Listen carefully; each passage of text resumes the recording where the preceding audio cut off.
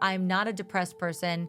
I was not somebody that usually would have anxiety attacks and anxiety. I was in such a bad place. I lost my femininity. I lost like feeling sexy.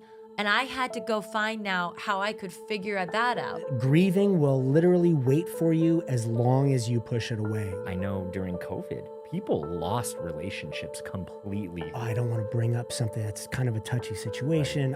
That is going to be a day of grief that is going to hit me like a ton of bricks. It never stops. It never stops. Oldish, the show where age-old questions meet new-age answers. With your hosts, Randy Spelling, Brian Austin Green, and Sharna Burgess.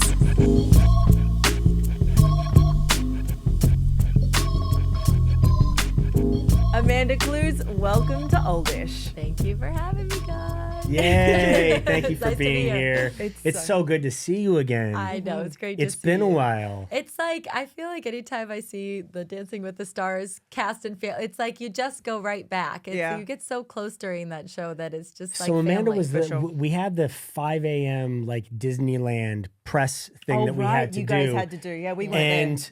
Amanda walked up to me and just could not have been smilier and nicer. And it's 5 a.m., mind you. I'm bet like he was dead not asleep. And she was like, Brian, nice to meet you. Are you Amanda. always But like we'd that at never- 5 a.m.? Well, I will confess that I was so excited to do that show. Were that you really? They could have told me I had to be there at any hour, and I would have been. I was so excited for that day. And we were in Disney. I mean, it was, yeah. I mean, I am a morning person. You are. What That- time do you generally wake up? With Elvis around 6:30, which is not bad. That's That's not bad. But that's not bad. But like I was such a fan of yours. I mean, like I watched 90210 all the time. Like my sister and I. So like to be in that show in Disney and then go meet Brian, I was like, are you kidding me? It was Mickey first and then me. Thank you. Seriously though. Yeah. Thank you for stroke that ego. Yeah, It's no, so it Right. nice. No, He's no, gonna love that. stop. Chest puffed This out is just too a much. little. Right. And you were It's so all too much. nice. You were so nice. Like it's always so nice to meet somebody and they end up just being a nice person. It is, isn't it? I mean, especially with what you're Yes. doing now, the talk show. I'm sure you meet people all the time where you're like heartbroken a little bit. You're like, oh, I was always such a huge fan of you. Have you had And that now before? not You so don't have to much. name You don't names. name but names. Yeah. have you- So recent though. Yeah, right. It honestly, you guys, it hasn't happened a lot. There's been a few, but honestly, and we do that show every day.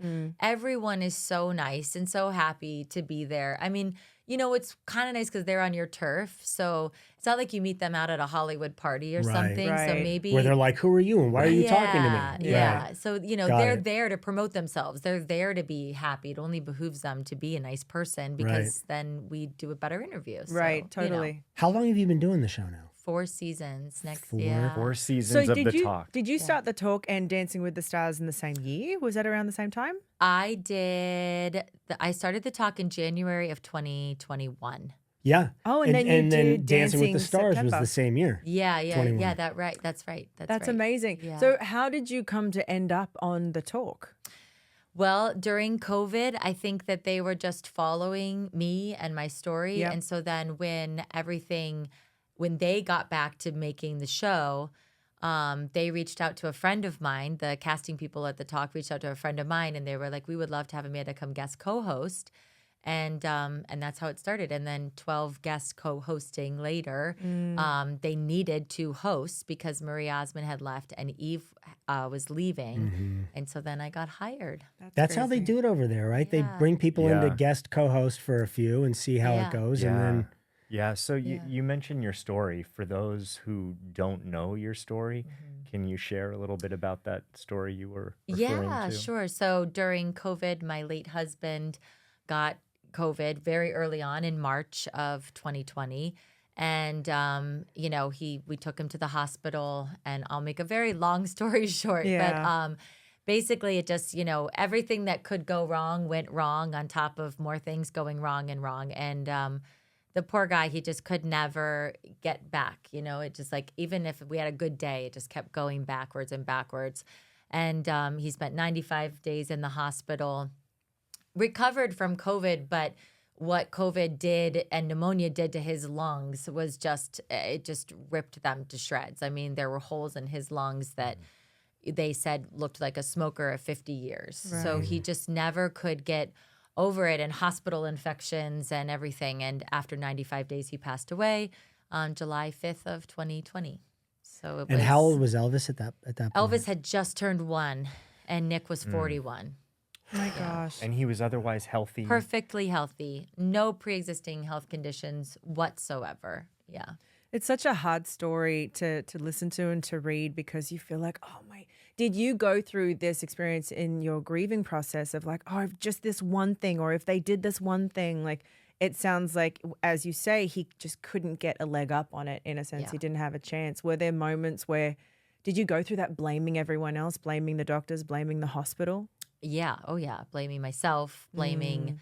Yes. Oh, yes. I mean, even from like, should I have even taken him to the hospital? I mean, at the time, some people weren't going. They were like waiting it out at home.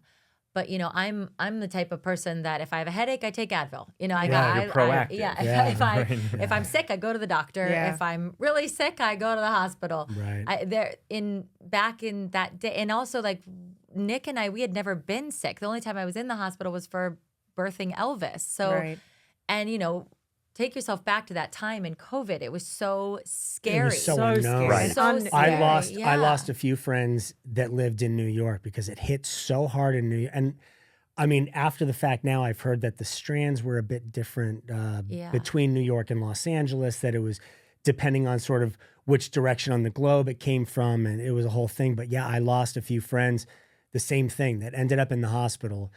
And it was nobody knew how to treat it at that point. Right. And so they were literally doing the absolute worst things you could do, thinking they were doing the best. Yeah. And I lost friends that were young, Yeah. amazing. Yeah. Young and And healthy. I remember getting emails from people saying, "Oh yeah, it's so and so's in the hospital," and everyone was like, "Oh my God, how is he okay?" Like, okay, well, let him know that that I'm thinking about him, and I hope he feels better, and I'll talk to him. Right. Like the severity of COVID, just people didn't well, know. I remember being home. I remember where I was. I was in the kitchen, and the news story of Nick came out, and that really sucked the oxygen out of a lot of people, because he was known, and he was this sort of like effervescent guy and young. Yeah. And so I think when that traveled around, I remember a lot of people talking about The that and just going, seriousness oh of my it. gosh. Yeah.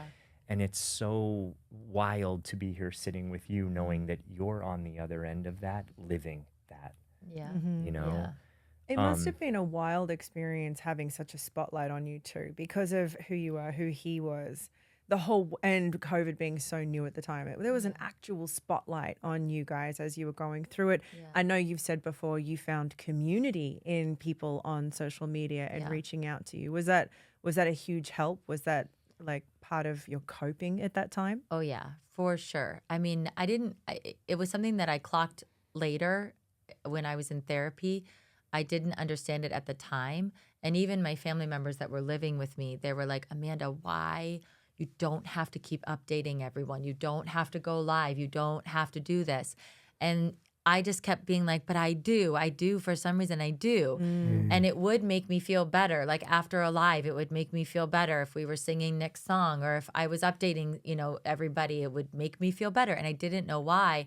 And then the therapist was like, because we all do a lot better when we're with people through trauma. When you're You can't- sharing, yeah. He was Yeah. like, if you think about it, you were pretty much alone in this whole thing. I mean, you had your family with you, but you were going to the hospital alone. You were dealing with this alone. If you would have just also been alone, it would have been so hard on you. But the fact that every day you had these thousands of people from all over the world cheering for you, praying for you, cheering for your husband, praying for your husband.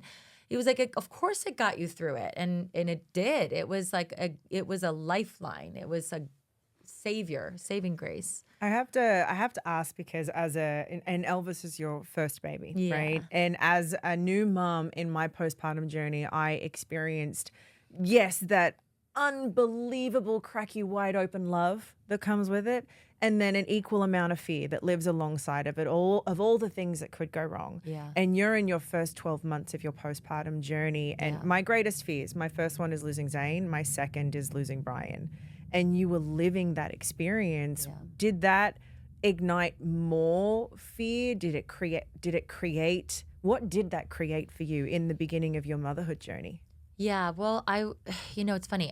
We moved to LA when Elvis was 3 months old, and we moved from New York. I lived in New York for 19 years. At the time, my parents lived across the hall from me, and my 2 sisters lived within blocks. So you were so close to everyone. I had my whole family to support me and this being a new mom. Yeah. And then Nick was like, "No, we got to go to California." And I was like, "Are you fucking kidding me?" What do you mean? Yeah, but also at the same time, he was the type of guy that he wouldn't shut up unless I knew this, like, unless we try this out, you're not going to shut up about it. So we moved. And so at 3 months old, we were living in this little cabin, and I started to feel very suffocated. And Nick would leave to go do like music rehearsal. I specifically remember this day. He left. And as soon as he left, I started to have like a panic attack of like, I can't be left alone here in this house with just my son. Like, there's nobody else around. Yeah, there's nobody else around. And like, why do you get to go out and like live your dream right now? And like, I'm not going to be able to move from this couch because I'm breastfeeding and like this little baby. And like, you can't just go. You can't just leave. And I called him in like a panic attack, and he had to come home because like I couldn't. And then that's when I first realized, like, oh my God, I think this is postpartum depression. Like I didn't go in thinking that I was going to have that. I mean, I love children and I've always wanted to be a mom. So I was like, that's not going to happen to me. Right. And then when Nick went into the hospital, I think I was on such a fight or flight mode, you guys, and also there was no part of me until the end that I didn't think Nick was going to survive. Right. Of course. Like not. I had it planned out every step of the way. He's going to be in rehab for 3 years. I'm going to live here. His mom will come down. Like I literally never gave up hope until the end, when I started to see like clear signs of like, there's no way this is going to happen. So it didn't hit me necessarily during that time. Postpartum depression kind of hit me before. And then I think after, when Elvis and I moved into the house that we all bought together, Nick, Elvis, and I, that was kind of like a hard adjustment, obviously, because we moved into this home that we all bought, and I thought we were going to be, a family and raising our kid. And it was just Elvis and I. So that was like a whole nother kind of leap. And then that was, Elvis was already 1. It just was like a. Are you in the same crazy house time. now? No, we're not in that house now. That house was about the size of this studio. Got it. And I love that little house in the canyon, and I hope to God, you guys, I never have to sell that home. I want to give it to Elvis one day. It is the cutest little house. I painted a rainbow all over it. There's little hearts painted outside on the house that say NC. Like the lyrics to Our House are going up the stairs. Our house is above the door. It is like a treasure chest of that time in our lives. And Elvis and I lived there for 8 months, and it is now rented by our wonderful friends in the family still. And I want to give it to Elvis because I know that's what Nick would want. So what a beautiful time beautiful. capsule, or like it's not, maybe that's not the right word for it, but a piece of history for you to have. Yes, That made me emotional as you were Well, saying. I'm and like, maybe we need to have that anyway. It's when he on grows Love up. Street too, which is It's on what street? Love Street. Well, Oh my kidding. God. it's on. I mean, I've put this out there, so I'm not saying anything that. But it's Rothdale Trail. But Rothdale Trail was renamed by the city of LA Love Street because of the Doors, the song Love Street. And Wow. I didn't know this song of when we bought the house, and when we left the open house, we were walking down the street, and Nick was like, "How do you not know that song?" And I was like, "Oh, sorry." And he played it for me, and it goes, "She lives on Love Street, lingers long on Love Street." It's the cutest amazing. little song. And listen, there's a lot of, actually this is a great chance to set the record straight. Yeah. Okay. Because I never announced that I left that house, because also, people need privacy. Yes. Yes. Yes. And, people harp on me still to this day that I don't live in that house anymore, and that I moved and I never told anybody. And I just want to say, like, Who do you need to tell? who do I need? I'm in the public eye. My son is in the public eye. I've made a choice about our life being public, but there are some things like my home address that I don't want in the public eye. And I'm sorry if I never announced that I'm leaving that home and moving to a new house, but I did. And it's because nobody else's business. It's nobody else's business, but people think that it is. And I'm just here to tell you that that home is forever loved. It is hopefully never sold. It is a part of us. It will always be a part of us, always be a part of our story. But I did end up moving because it is a home that Elvis and I could not have lived in longer than what we lived in it. We talk about it all the time. Grieving is such an individual process, and so many times people seem to be judgmental of other people and how they're dealing with things. And it's like, you have no business telling me how to get through stuff. Like I remember when people would pass away, and I always had, when I was younger, I always had an issue with going to kind of services and memorials, because to me that was just like, I don't want to remember someone that way. Like I like the memories that I have, and people used to give me such a hard time about it. And it drove me insane until finally I got to the point where I was like, I don't care. I really do not care. Everyone seems to have an opinion about how you should handle situations. I think it's part of human nature, but it's so frustrating because, like you said, it is really individualized. And I heard you say something about layers of an onion when it comes to grief. And every single layer that you peel off, you cry. Maybe those with blue eyes cry a little bit more, but you know. Wait, what are you trying to say, Randy? I'm a crier, Brian. All right. But it is, and to hear, I mean, just like that, everyone has an opinion about if you should announce that you moved from your house, or how you should grieve, or if you're smiling, is she too smiley? Is she too happy? Is she hiding something? Does she go? I mean, all of it. And I think I want people to hear this, and you're so good at talking about this. Could you give a statement, a permission slip for someone who is grieving, who will grieve, something that they can take away from you?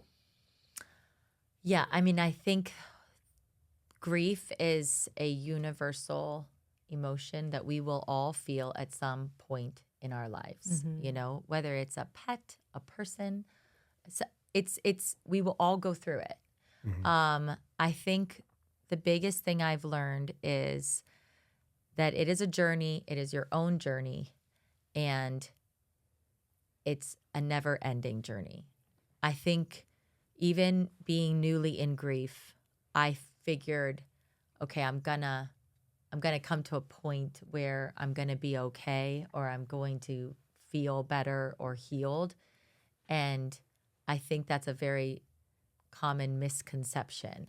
You know, people like, in a year, don't you, like they always say like a year, because you know the year of first is very hard. So like you get past that year, and I just think that it is a journey. It is a forever ending journey, because your life keeps going. You keep living.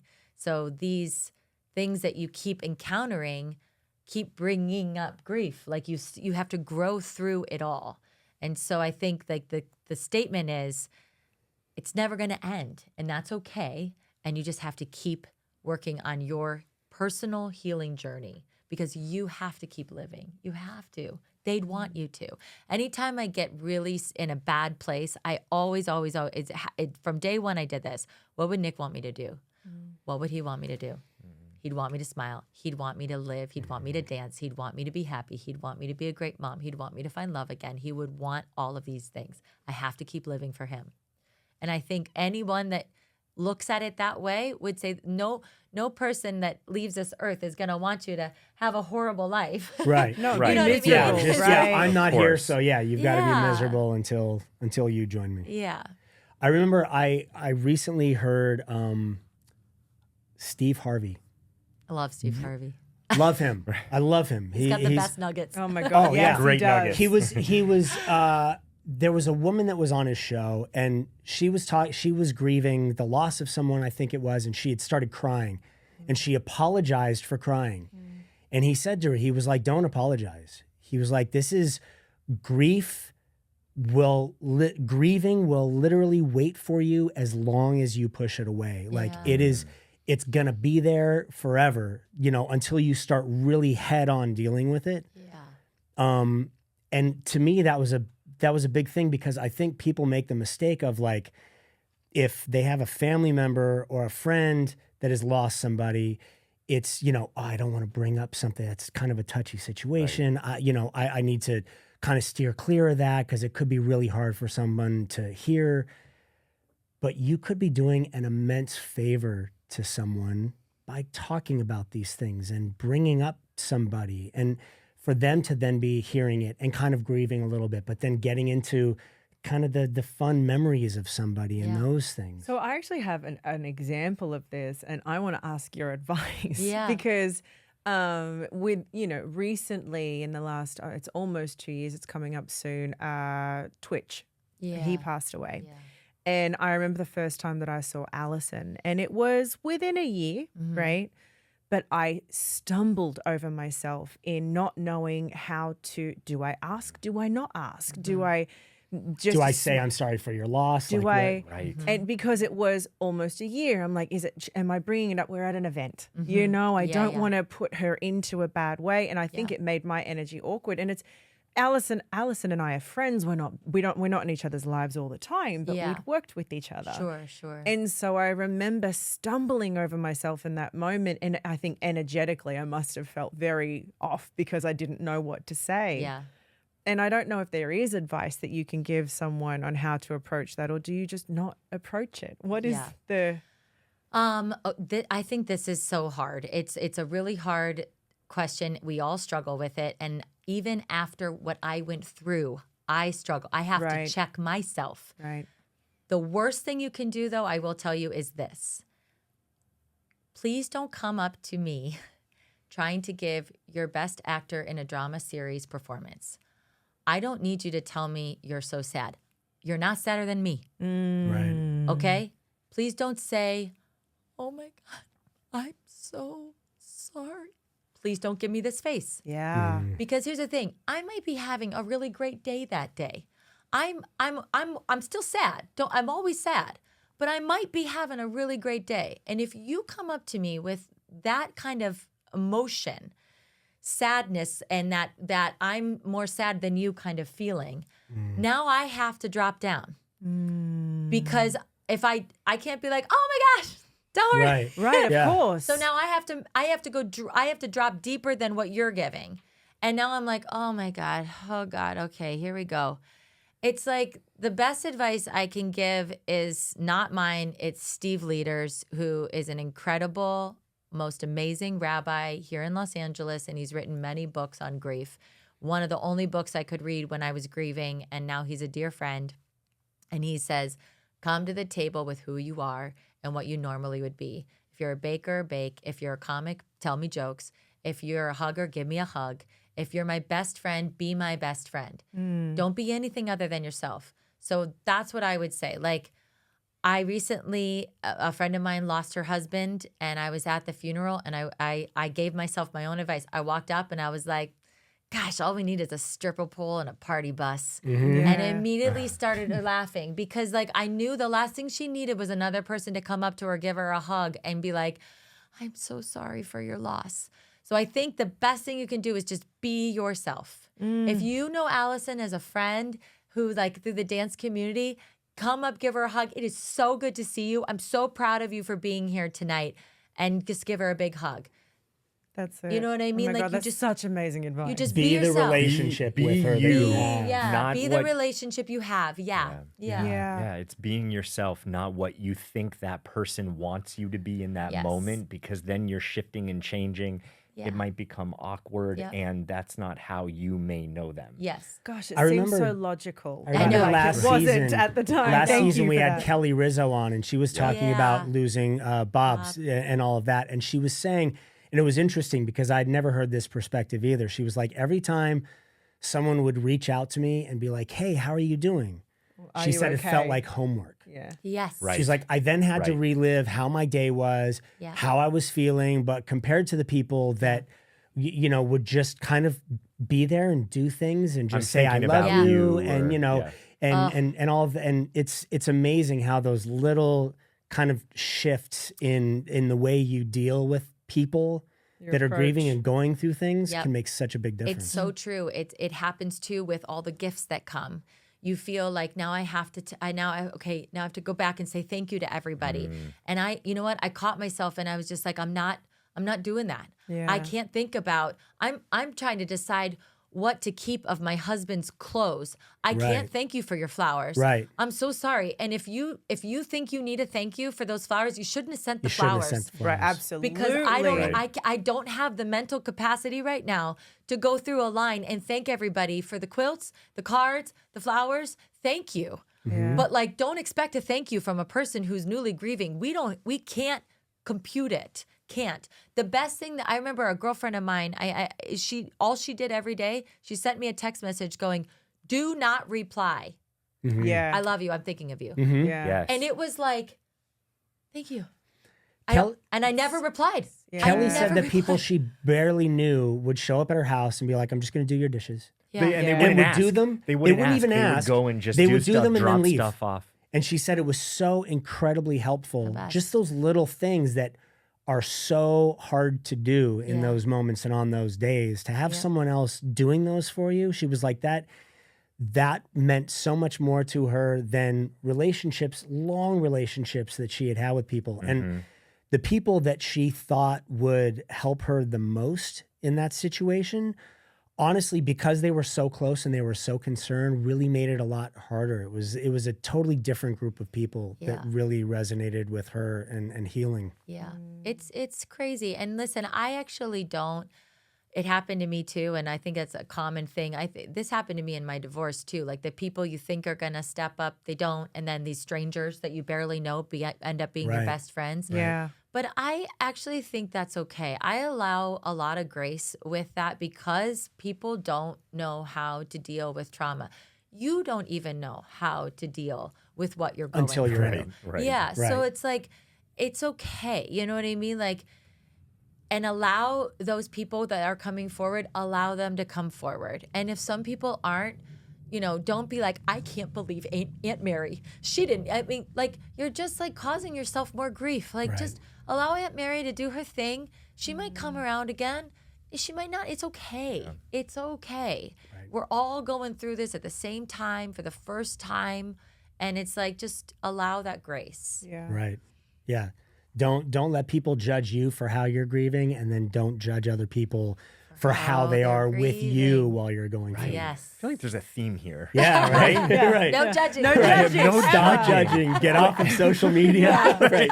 Stop reading comments. Oh, stop reading comments. Oh my gosh. comments. You guys, I took Elvis. Oh, good. This is a good, perfect example of not judging. I take Elvis for his first ice skating lesson on Saturday. The kid loves hockey. He's become hockey obsessed. Now, this is a 4-year-old's first time beginner taught ice skating lesson. Now, of course, as a mother, I call the ice skating rink and say, what things do I need to bring for my son? Right. Do I need this? Do I need this? Do I need a helmet? They go, absolutely not.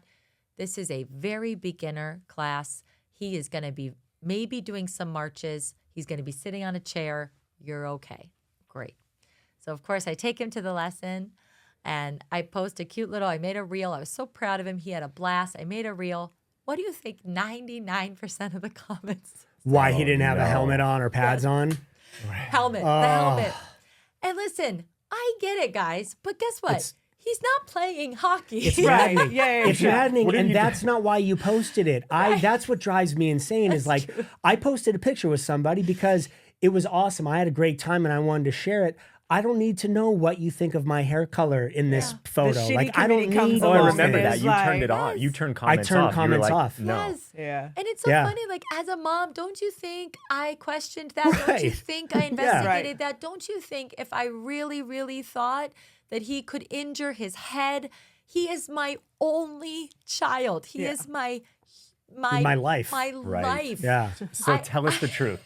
Did you have a moment where you wanted to either say something similar or go the passive aggressive route and say, I wish I would have thought of that. Right. Do you say in your Thank you so head much. the Oh, response? wait, they make pads for this kind of stuff? I didn't even know. I did comment back on a couple of things going, please know, as a mother, I called and asked a couple of times if he needed a helmet. They reassured me that he did not. The ice skating rink did not want, say that he needed a helmet.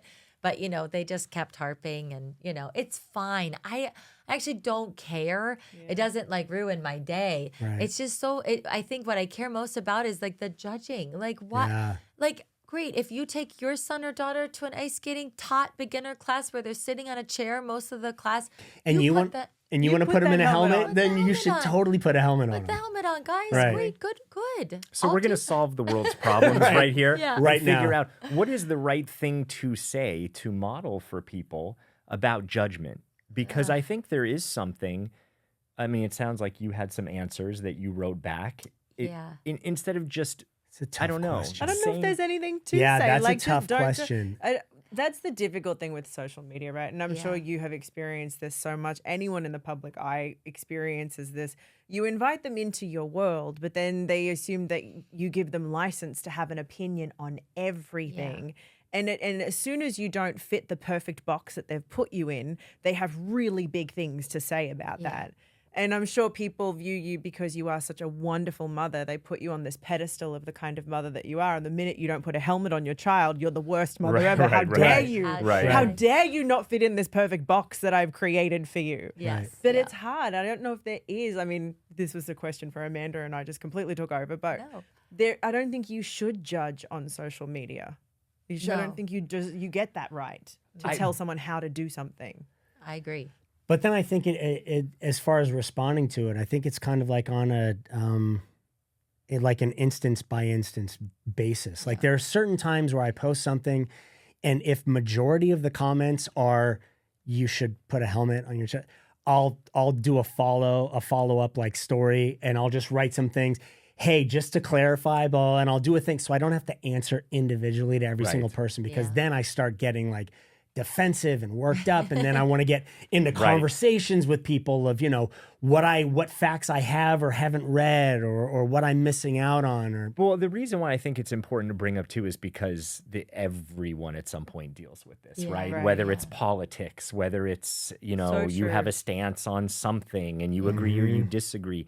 And I know during COVID, people lost relationships completely because of, are you getting a vaccine or are you not getting a vaccine? Right. Do you believe? Do you not believe? And so I think it's something important as we move forward. How could we make this a little bit more inclusive? You talked about grace. How could we show a little bit more grace? Because perhaps if you do, if I do, there's a chance that gets modeled for people. I think instead of making a judgy statement, if you really feel like you need to write something, ask a question then instead. So instead of, you should have a helmet on him, the question could be, do they need to wear helmets at this Were you worried at all that he didn't have a helmet on with what he was doing? You could even, you could lie and be like, oh, my son or daughter is starting ice skating. Did they mention needing a helmet, or is that something not needed? That start a conversation. Start a conversation. Right. The conversation doesn't make you feel as defensive. It's like when somebody is just pointing at you and accusing you of something. Right. You're like, oh my God, I've got to defend myself, and I've got to seem like I was smarter than what they think I was. If someone's like, hey, can we?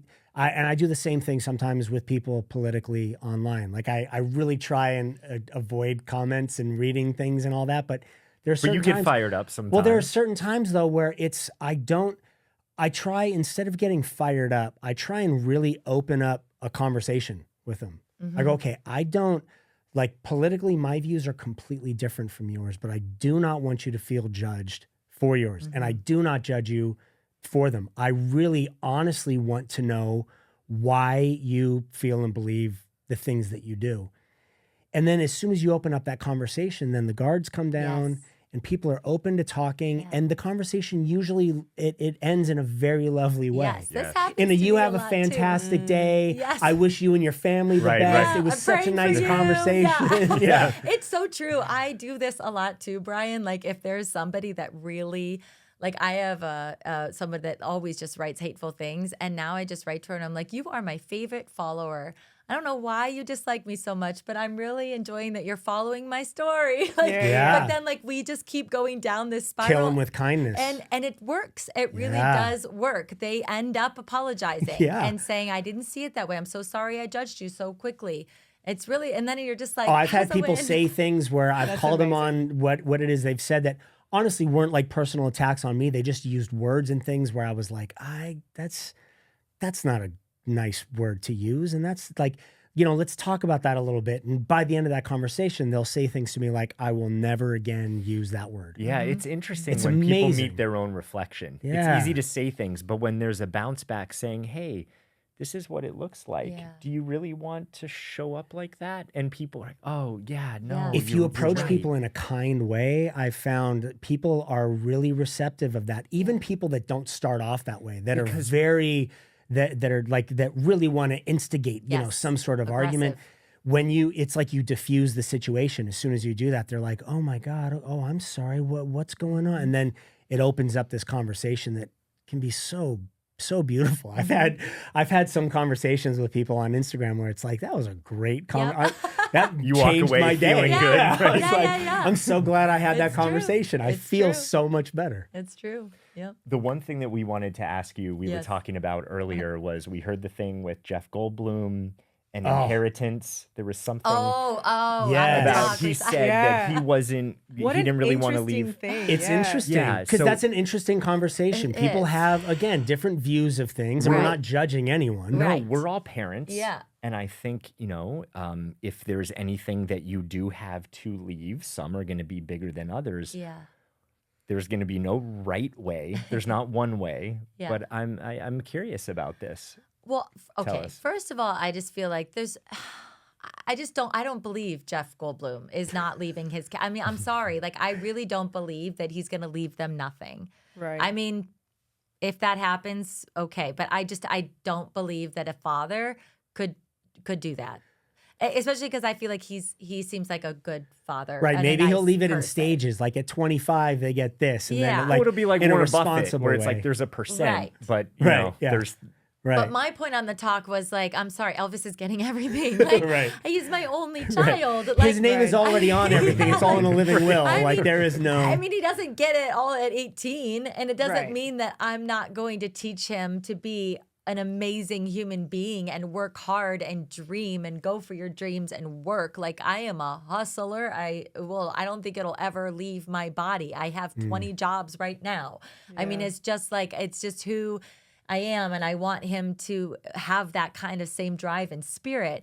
However, I've worked so hard in my life. Like my dad taught me how to save money, and I've been working my entire life. And like, I want him to have that, and I want to train him to leave it to hopefully his children one day, or an amazing charity one day if he never has kids or whatever. You know what I mean? But like, yeah, he's getting every cent. Yeah, I think it's important for people to know that like it's you can leave everything to your kids, but you can also teach them about how you obtained the things that you're leaving. Yeah. So then they don't have a sense of like, oh, I'm just handed everything in the world. They feel like, oh, this is how this was done. So now I have kind of a head start in keeping that ball rolling. Yeah, myself. It really feels like an either or sometimes. It's like you either, are going to be left everything and that's not going to turn out great, or you're not going to be left everything because we want to teach you work ethic and do it on your own. Yeah, you don't have to. And it's like, wait, they're not mutually exclusive. In there. Yeah, totally. It's not black or white. Especially when there's education. I think that's the biggest thing. With families that I work with too, it's like, the children weren't educated about money. Right. The talk about money. There's lack, there's scarcity, there's hiding, there's holding, there's control in some cases. Yeah. Like you said, you're a worker. Yeah. We should talk about that too. Like, Yeah, you have 20 a things lot going. I was reading the list of things you're doing. I was like, oh my God, I'm not even going to bother writing these down because It would be like, too long. The We'd take universe up too doesn't much have of the enough time. paper for Yeah, me it's to. like, well, what did you Crazy. do today? Right. Totally. Because Amanda's done 10 things and it's me. Jesus, yeah. I feel lazy just So- reading your sheet, your bio. But it's really, being able to model that, educate that, talk about that, so that is shown, and then what do you want to do with what you have? Yeah. I think I hope too that I'm showing that to Elvis now, even just being like a single mom.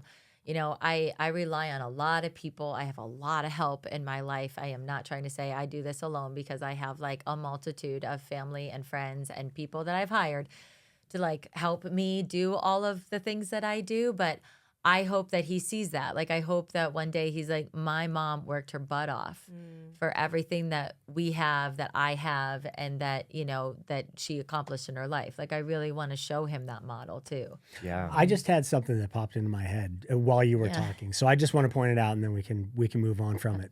And I've said this before, I think I give you so much credit for being a single parent the way you are.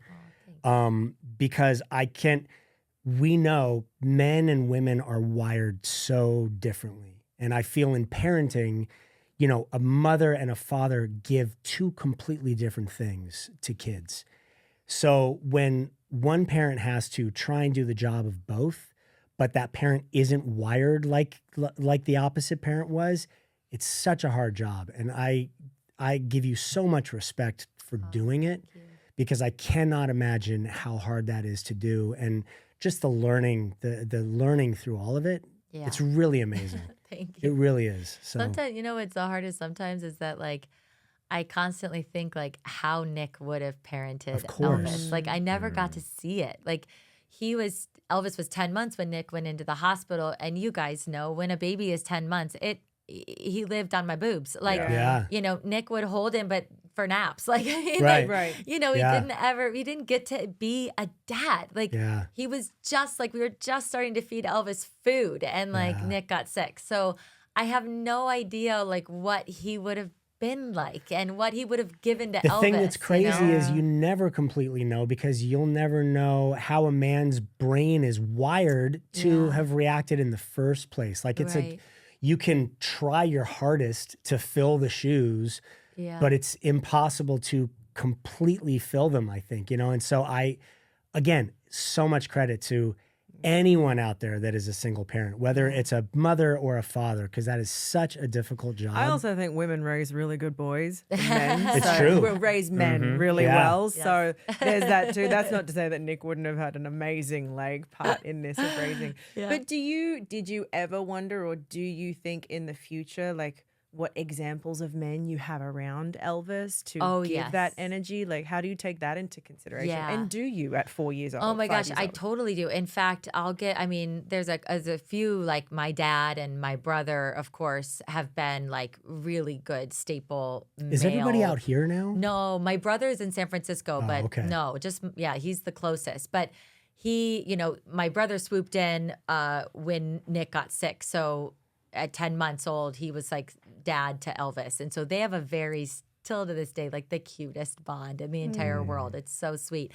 But when I was looking for help once Nick passed, and I got the talk, and I was like, okay, shoot, I need like help. I need a manny or a nanny. I was like, I'm going to get a manny, because I wanted male influence for him on a day-to-day basis. Because I thought, if he's with me, but then for the majority of the day with another woman, like I just want to balance that out, because he doesn't have that balance. So I hired, first off, my best friend's boyfriend at the time, because it was COVID and he didn't have a job. And so he was the first manny to Elvis, and I couldn't have asked for a better male influence than this guy. I love that give him name, a shout Manny. out. Yeah. That just makes me laugh every time I hear it. It's so good. Tom Harris was just like swooped in and was Elvis's first like dad in a way.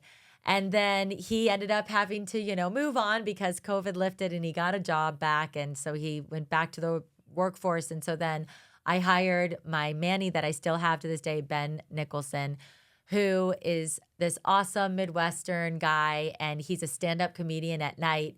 And he has just been the best influence on my son. When I hired him, I think he was 27. He's a part of our family now, and he just has taught Elvis like just to giggle, to laugh, to be silly, just to, but he's also, gets me, and he just has been this perfect fit. And I honestly think it was like God just bringing this man into our lives because he's just the coolest, and Elvis loves him, and they're just like this little, twosome, but like definitely will, when you look long term, like he has shaped Elvis. I mean, he's spent more time with Elvis in a way than I have, you know what I mean? Every day from, 10 to 5 or whatever. It's a lot of time. Elvis has a lifetime with you. So I always have to remind myself that when it's like I start feeling guilty, like, oh my God, the baby's been with the nanny all day or because I'm working. And then it's like, oh, wait a second. I have a whole lifetime with this person to hang. So those days are okay. It's so amazing that you had that thought of like, no, I want a Manny. You know what I mean? I think this is what he needs. I love that. And I love that Manny you found Petty. I cannot help but hear that every time I hear Manny. Sorry, go ahead.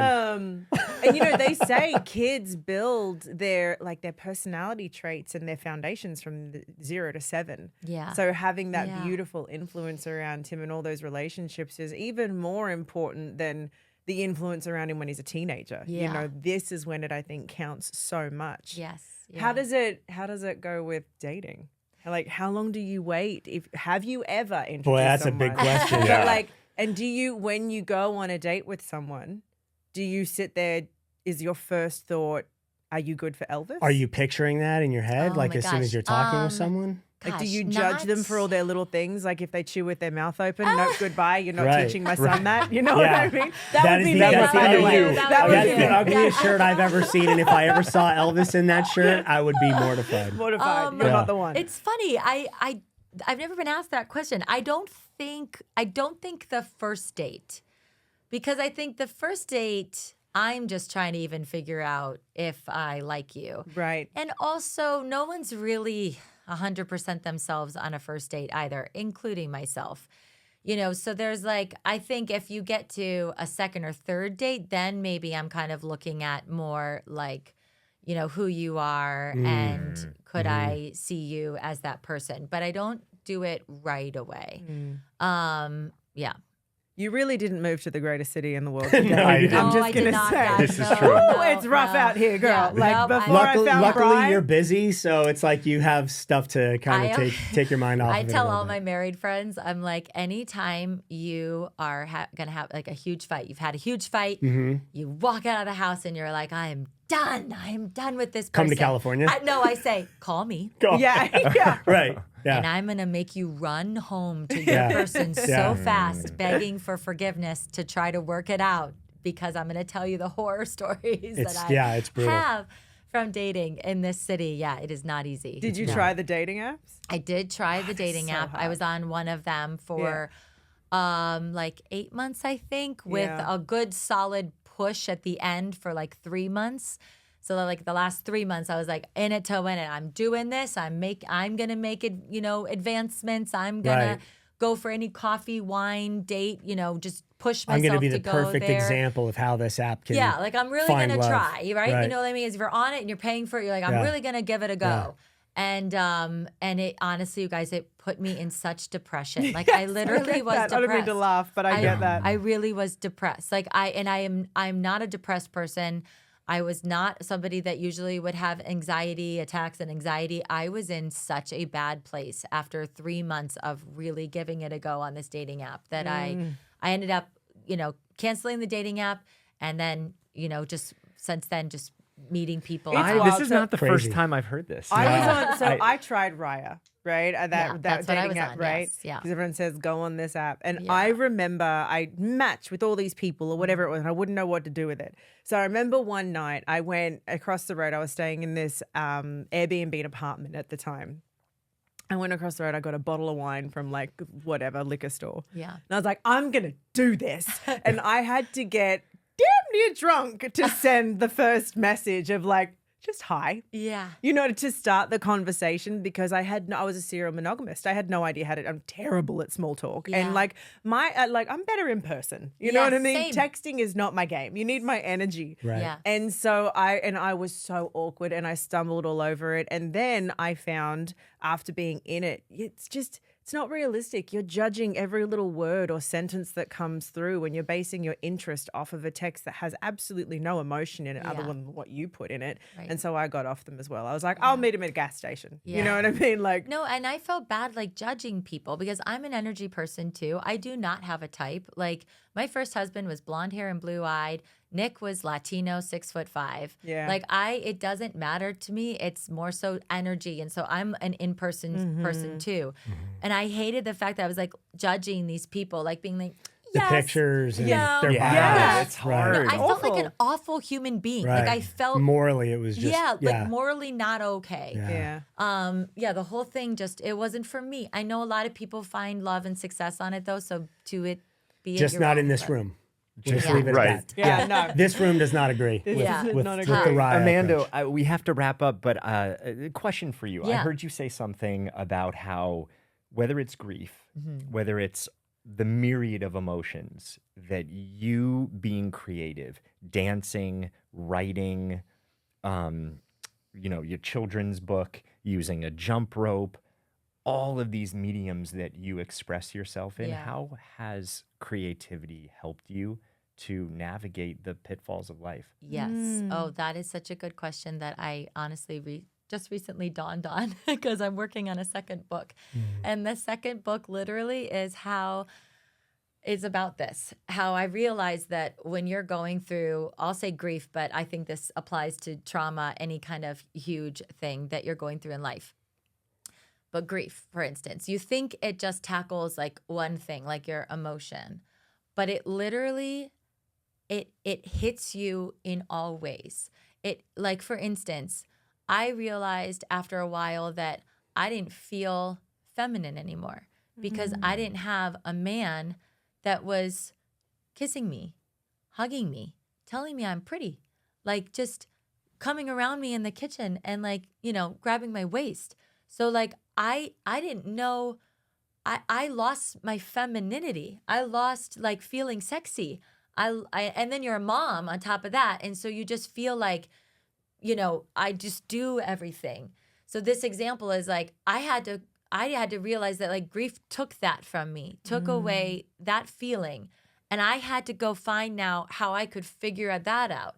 So I found dance again. Like I go to this sexy dance heels class every Monday night. I'll be there tonight. You're amazing, by the you. way. I Thank watch you. your videos that you dance, and it makes me realize I need to get back out there and do it. Come with me, please. But literally, it just made me find sexiness again. It made me feel like I was a woman again. And it made me feel okay with like touching myself again and looking in the mirror and being like, oh yeah, like I'm hot. Pretty. I'm Yeah. cute. Yeah. I got this. Like, but I lost that.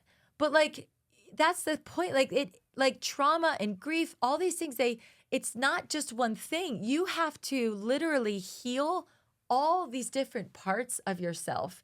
And I think that's a common, like, you don't realize that that's a part of healing, that you are going to have to just keep doing these leaps. Being a single parent, like, that's a part of grief. Like, how Gotta do I keep putting yourself out there? Yeah, like it's just all these things. And so I think like what I've learned is that I have to tackle life in so many different directions in order to keep moving forward. It can't just be one thing. No, nothing's one thing. Like trauma, it really does affect everything. Everything.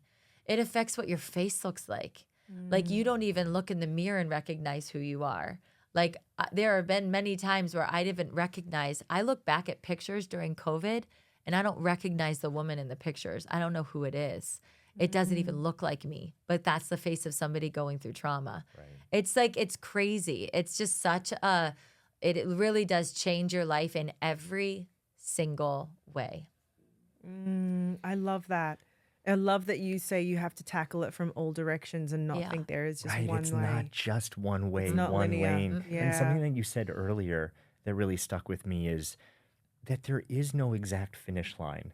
And I think it's like being a little kid and going, are we there yet? Are we there yet? Whether it's grief or whether it's, even spiritual development and emotional, it's like, you're never done. It just changes form and you keep going. So sometimes letting go of that expectation that I'm going to arrive at this place where I'm completely done, you bring it with you and it changes form. Yeah, especially I think as a parent, because when you lose your spouse, like we were talking about kindergarten before, like Nick and I would talk about the day that we take Elvis to Wonderland for the first time for his first day of kindergarten.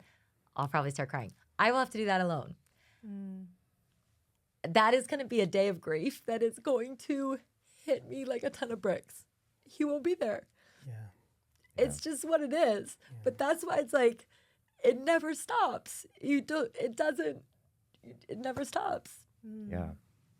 It just keeps going. Amanda, Thank you for sharing all for of being that. here We with could have us. this conversation I know, forever. you could just keep Well, we are actually. we are We're going to after the continue show. this conversation. Yes. Yeah, so we want to thank everyone, obviously, that's watched this. We want to thank you for being Love you with guys. us, Amanda. Head on over to oldishpodcast.com and see if you're not a part of our Patreon or Ghost memberships. We have 3 different tiers that are amazing. So head on over there because we're going to do a little after the show conversing and have a little more fun. We'll kind of get past the tiers, possibly, or we'll keep diving Play a into game that's going to make us all uncomfortable. Absolutely. You never know what you're going to get. So thank you for joining us today, and we'll see you over there. Hey, if you're going through something right now, if you need additional support, then please reach out to me at randyspelling.com/help or go to my Instagram at randyspelling. Thanks.